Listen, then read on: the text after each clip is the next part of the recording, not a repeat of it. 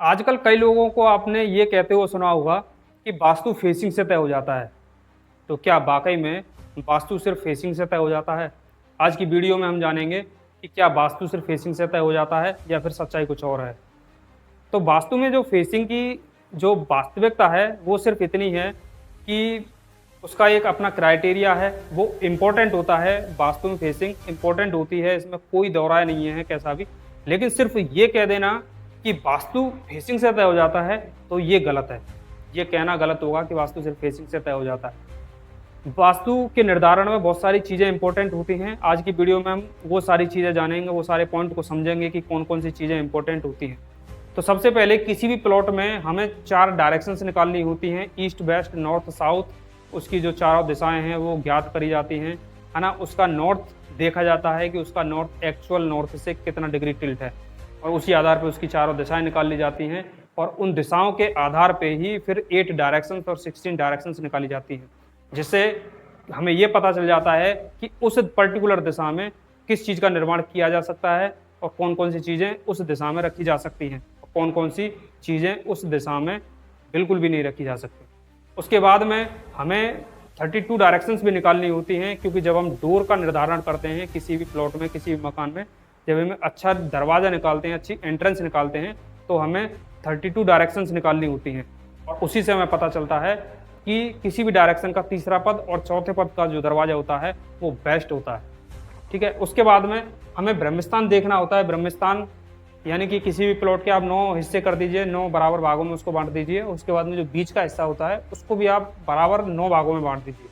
तो जो बीच वाला हिस्सा जो निकल के आता है वो ब्रह्मस्थान होता है। ठीक है? तो ब्रह्मस्थान को हमें देखना होता है कि कहीं ब्रह्मस्थान दबा हुआ तो नहीं है, कहीं वहाँ गड्ढा तो नहीं है, टॉयलेट सेप्टिक टैंक का निर्माण तो वहाँ पे नहीं किया हुआ है, वहाँ पे मकान का पिलर तो नहीं आ रहा है ना? ये सारी चीज़ें हमें देखनी होती हैं, क्योंकि अगर ये इनमें से कोई भी चीज़ अगर ब्रह्मस्थान में आएगी तो ब्रह्मस्थान में दोष क्रिएट होगा, वास्तु दोष क्रिएट होगा और ये वास्तु दोष नॉर्मल वाला वास्तु दोष नहीं होगा, भयंकर वाला वास्तु दोष होगा। क्योंकि ब्रह्मस्थान ही एक ऐसा स्थान है जो सारी डायरेक्शंस को एनर्जी देता है। एनर्जी का फ्लो ब्रह्मस्थान से ही होता है, इसलिए इसको खाली रखना चाहिए और ये वास्तु निर्धारण में इम्पोर्टेंट पॉइंट होता है। उसके बाद हमें किसी भी प्लॉट में ये देखना होता है कि उसका प्लॉट का कोई हिस्सा बढ़ा हुआ तो नहीं है या कोई हिस्सा कटा हुआ तो नहीं है। ठीक है? यानी कट एंड एक्सटेंशंस भी बहुत इंपॉर्टेंट होते हैं। जैसे मान लीजिए प्लॉट है और इस प्लॉट में अगर हम देखें तो ये वाला हिस्सा कटा हुआ है। ठीक है? तो इसको हम कट बोलेंगे।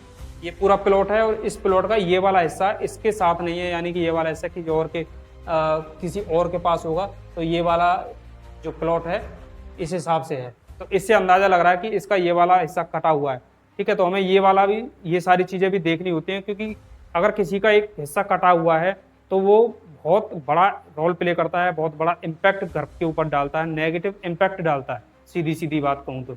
क्योंकि अगर मान लीजिए ये नॉर्थ, ये साउथ, ये ईस्ट और वेस्ट अगर इसकी डायरेक्शंस हुई तो उस आधार पे ये नॉर्थ ईस्ट कटा हुआ माना जाएगा जिसकी भी ये प्लॉट होगी। और नॉर्थ ईस्ट का मतलब है, आप जानते हैं कि वास्तु पुरुष का हेड होता है और जब हेड ही कट जाएगा तो आप समझिए कि हेड से रिलेटेड यानी दिमाग से रिलेटेड उस घर में प्रॉब्लम्स भर के आएंगी। ठीक है? अगर वहीं ये साउथ वेस्ट कट गया तो आपको पता है कि साउथ वेस्ट कट गया तो यानी कि रिलेशन ही कट गए उसमें, उसके घर से। तो ये सारी चीज़ें इंपॉर्टेंट होती हैं। कहीं नॉर्थ वेस्ट तो कटा हुआ नहीं है, साउथ वेस्ट तो कटा नहीं है, तो ये देखना होता है। या फिर नॉर्थ ही तो नहीं कट गया, कई बार नॉर्थ कट जाता है, फिर अपॉर्चुनिटी आना बंद हो जाती है।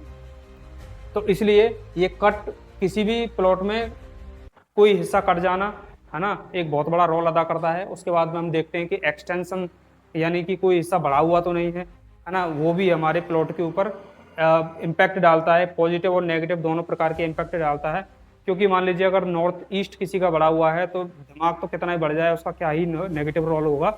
लेकिन अगर उसके अलावा अगर कोई हिस्सा बढ़ा हुआ है, साउथ वेस्ट बढ़ गया या अग्नि बढ़ गई, साउथ ईस्ट बढ़ गया, है ना, या साउथ वेस्ट बढ़ गया, तो ये जो बढ़े हुए हिस्से हैं ये क्या करेंगे, नेगेटिव इम्पैक्ट आपके ऊपर डालना शुरू कर देंगे। आपके पूरे परिवार पर नेगेटिव इम्पैक्ट हमेशा बना रहेगा। ठीक है? तो इसलिए कट एंड एक्सटेंशंस भी बहुत इंपॉर्टेंट होते हैं। उसके बाद में हम देखते हैं लोडिंग और स्लोपिंग, क्योंकि लोडिंग और स्लोपिंग भी देखनी होती है किसी घर के वास्तु निर्धारण करते समय, है ना। लोडिंग का मतलब है कि किसी भी पर्टिकुलर जगह पे कितना ज़्यादा भार दिया जा सकता है और कौन सी जगह हल्की रखी जानी चाहिए।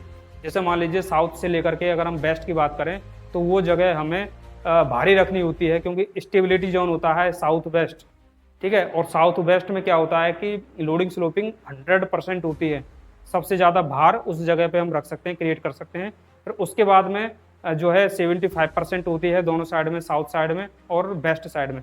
इसीलिए कहा जाता है कि वेस्ट से लेकर के और साउथ तक, है ना, ये साइड हमें क्या करनी होती है, भारी रखी जाती है, भारी रखनी होती है, भारी चीज़ें रख सकते हैं, भारी चीज़ों का कंस्ट्रक्शन कर सकते हैं।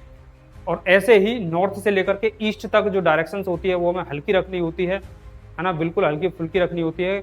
और नॉर्थ ईस्ट जो होती है वो तो बिल्कुल हल्की रखनी होती है, क्योंकि उस जगह पे लोडिंग स्लोपिंग बिल्कुल 0% होती है ना। स्लोपिंग यानी कि ढार कितना है, लेवलिंग उसकी कैसी है, ढार किधर दिया जाना चाहिए, तो साउथ वेस्ट ऊंचा रखना है और नॉर्थ ईस्ट को नीचा रखना है, ठीक है।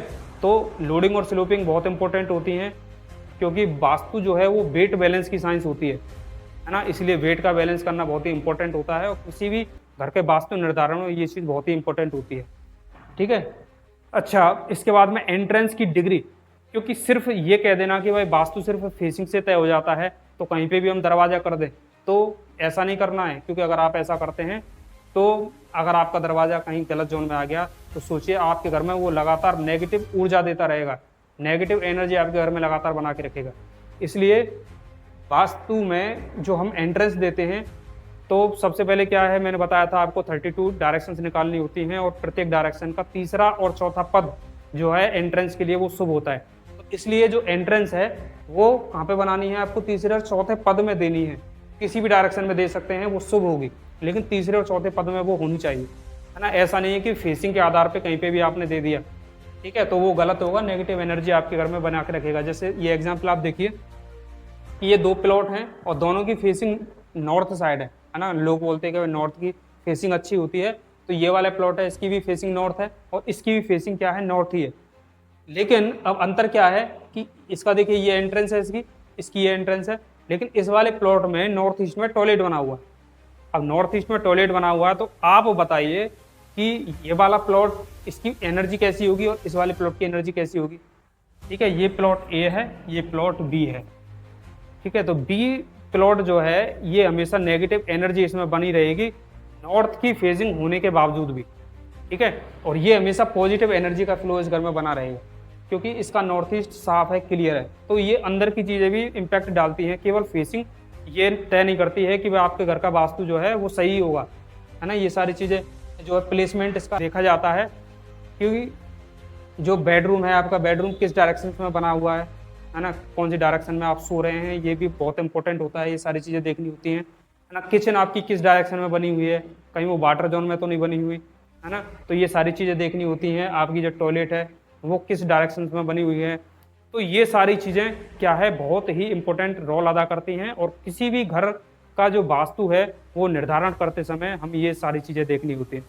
ठीक है। तो वो कौन कौन सी चीज़ें हैं जो हमें देखनी होती हैं, तो सबसे पहले मैंने आपको बताया था कि डायरेक्शंस देखनी होती हैं, डायरेक्शंस निकालनी होती हैं, ठीक है। उसके बाद में हमें ब्रह्मस्थान देखना होता है कि ब्रह्मस्थान खाली है, खाली होना चाहिए, कहीं भरा हुआ या फिर किसी उसमें कुछ बनाया हुआ तो नहीं है, कहीं गड्ढा तो नहीं किया हुआ है, तो ब्रह्मस्थान देखना होता है। उसके बाद में कट एंड एक्सटेंशन देखने होते हैं, लोडिंग स्लोपिंग देखनी होती है, ठीक है। उसके बाद में एंट्रेंस की डिग्री देखी जाती है कि एंट्रेंस सही जो पद में है कि नहीं है।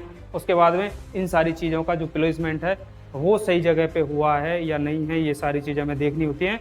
और तब जाके हमें पता चलता है कि किसी घर का वास्तु कैसा है, उस घर की एनर्जी कैसी है, उस घर की ऊर्जाएं कैसी हैं, ये सारी चीज़ें डिसाइड करती हैं, ना कि सिर्फ फेसिंग तय करता है।